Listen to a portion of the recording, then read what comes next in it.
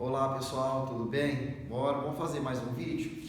Pessoal, é o seguinte, hoje a gente vai trabalhar com versores. O que é um versor? Tá? No vídeo anterior eu mostrei para vocês o que é um vetor. Tá? Então, o que são vetores? Pessoal, são segmentos de reta orientados. Tá? Então, esse vetor, com ele, a gente representa uma grandeza física vetorial. Tá? Então, a força é uma grandeza física vetorial, velocidade, quantidade de movimento, deslocamento, aceleração e outras unidades e outras grandezas. Então, o que acontece? A gente trabalha com a grandeza vetorial, a gente representa ela através de um vetor, que é uma setinha orientada. Tá? Agora, raciocina comigo, pessoal.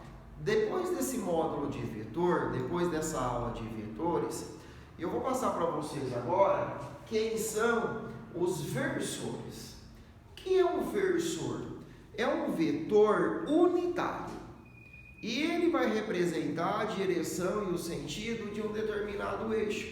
Igual lá na matemática, por exemplo, a gente tem o plano cartesiano. Então, a gente tem o eixo X, a gente tem o eixo Y. E temos também o eixo Z, que é a terceira dimensão, que ficaria aqui. Então, o que acontece?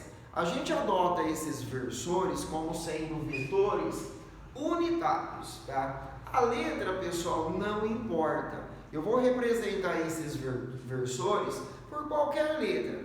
As duas mais utilizadas, você vai representar para mim pela letra I e pela letra J. Mas isso não vem ao caso. E quando eu coloquei aqui que ele é um vetor unitário, olha o que eu tenho aqui. Eu tenho um quadriculado aqui na lousa, eu tenho o versor I, que indica para mim o sentido positivo para a direita, é lá no eixo X, onde eu tenho sentido positivo para a direita, e eu tenho o versor J, que representa o eixo Y, onde ele indica para mim para cima o sentido positivo. Ou seja, qualquer vetor aqui que correr para a direita na horizontal, ele segue o versor I, então você considera positivo.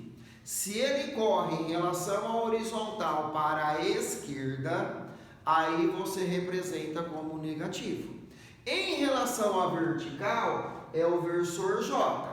Para cima, qualquer vetor aqui que correr para cima, você representa o lado positivo.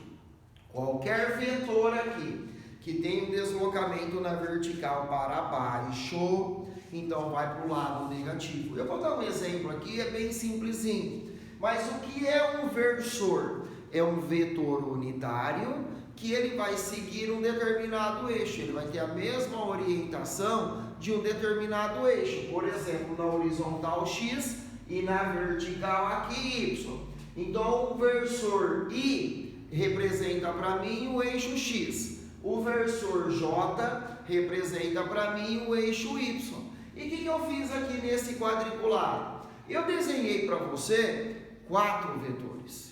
É como se fosse uma caixinha, uma carteira aqui da sala de aula, e ao mesmo tempo ela recebe a ação dessas 4 forças. 1, 2, 3, 4. Para onde que essa carteira vai? Então a gente vai determinar a resultante trabalhando com os versores.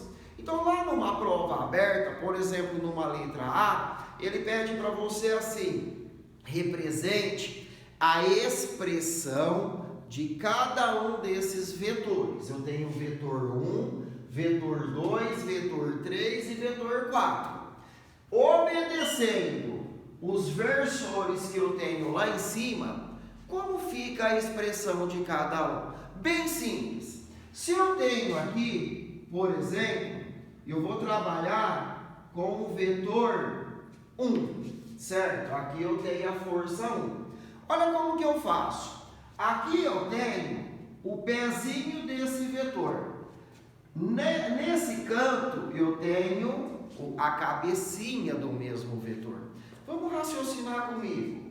Em relação ao eixo X aqui, ó, quanto que esse vetor se deslocou aqui para a direita. Então essa força F1, em relação ao eixo X, que é o eixo da horizontal, ele pende para a direita. Se ele pende para a direita, ele foi no sentido positivo, porque o versor I está apontando para a direita, eixo X. Então eu tenho 1, 2, 3, 4, 5 quadradinhos até chegar na reta da cabecinha dele. Então aqui eu tenho 1, 2, 3, 4, 5, ó, até chegar na reta da cabecinha dele. Como foi para a direita, acompanhou o versor, então 1, 2, 3, 4, 5. Então aqui eu tenho mais 5i. O i representa para mim o vetor unitário. Quantas unidades eu tenho aqui para a direita? 5 versores i.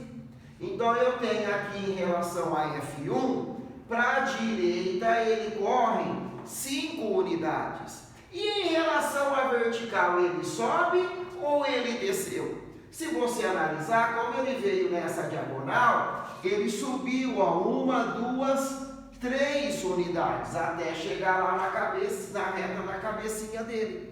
Então, como ele subiu e ele obedeceu o versor, então também é positivo, mas, só que aqui é o J, ó, 3J.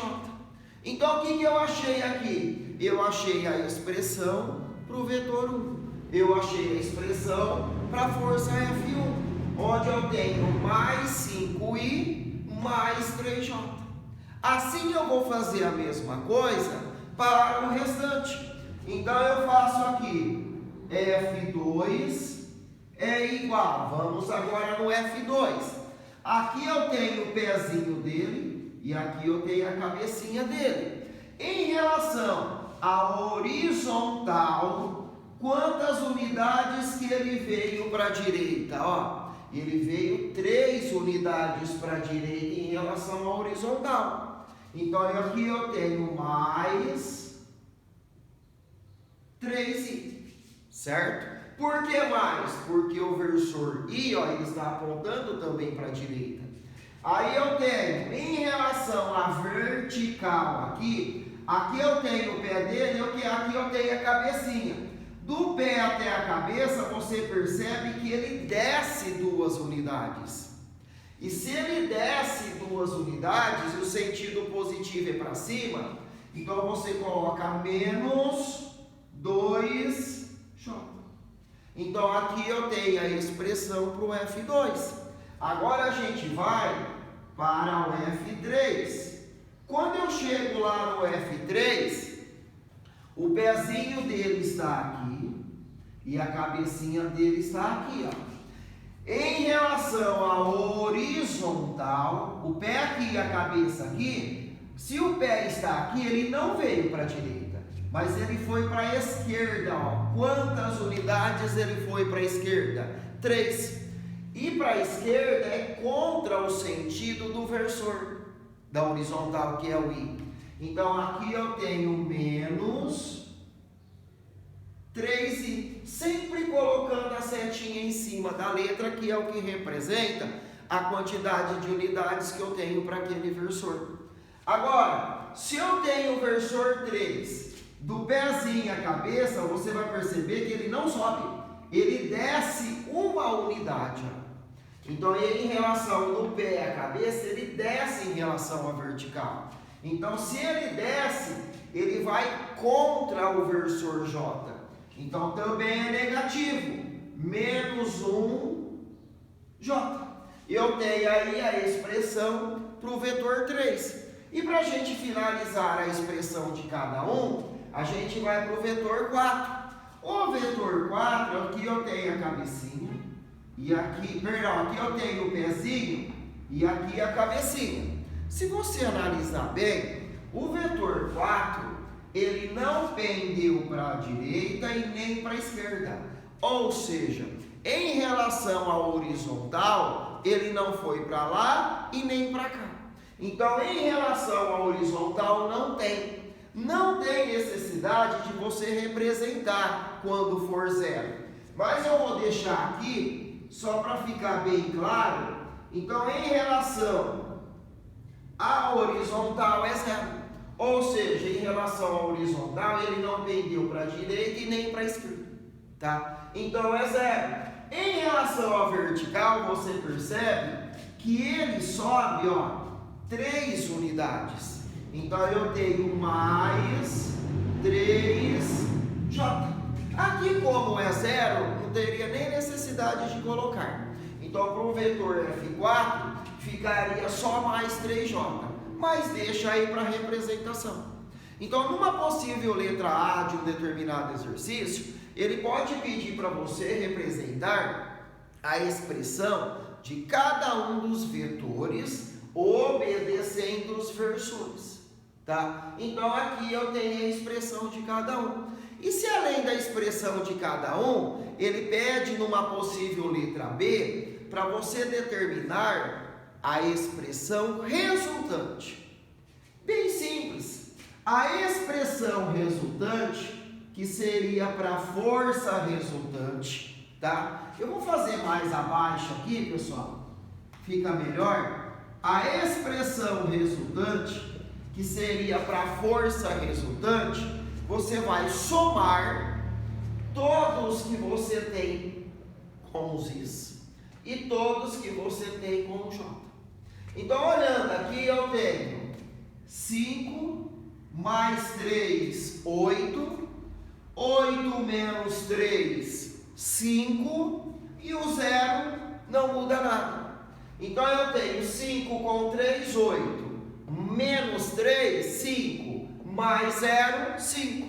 Então, eu tenho aqui 5i positivo para a expressão resultante, tá? Aí você vai fazer a mesma coisa para o j. Aí para o j eu tenho mais 3, menos 2 dá mais 1, menos 1, 0, mais 3 é o que sobra. Então, mais 3j. Então, aqui eu tenho a expressão resultante. E como que eu representaria isso daqui em versores? Em relação ao eixo horizontal, eu tenho 5. Como é 5 positivo, então eu teria 5 para a direita. Jogando aqui na lousa, eu tenho 5 unidades para a direita. Certo? Então, aqui eu tenho 5i. E na vertical, que é o j, eu tenho mais 3. Se é mais, é para cima. Ó. Então, 3 unidades para cima. Então, aqui eu tenho o 3j. E aqui eu tenho um ângulo de 90 graus. E toda vez que eu tenho um ângulo de 90 graus, eu utilizo o teorema de Pitágoras. Para onde que vai essa caixinha? Se eu pegar a regra do paralelogramo, certo? Da cabeça desse vetor, eu solto um pontilhado paralelo a esse. Da cabeça desse vetor, eu solto um pontilhado paralelo ao outro. Então, eu tenho aqui a direção e o sentido para onde vai essa caixinha. Aqui eu tenho a força resultante. E quanto vale essa força resultante? Eu já falei para vocês no outro vídeo que toda vez que a gente tem um ângulo de 90 graus, a gente utiliza o teorema de Pitágoras. Aqui eu tenho um vetor, um cateto, que vale 5 e o outro cateto que vale 3. Então, quando eu jogo no teorema de Pitágoras, FR ao quadrado é igual a 5 ao quadrado, 3 ao quadrado. Então, eu tenho FR ao quadrado, 5 ao quadrado é igual a 25. 3 ao quadrado é igual a 9. Então, se eu tenho aqui 25 com 9, dá 34. Então, eu tenho aqui FR é raiz quadrada de 34, certo? E a unidade de medida de força, ela é dada em Newton. Então, eu tenho aqui raiz quadrada de 34, que é o valor da força resultante. Raiz quadrada de 34, tá? Então, é nessa direção e nesse sentido que a caixinha vai, se você colocar nela essas 4 forças ao mesmo tempo. E ela vem nessa direção e nesse sentido com uma força resultante de raiz quadrada de 34. Beleza, pessoal? Valeu!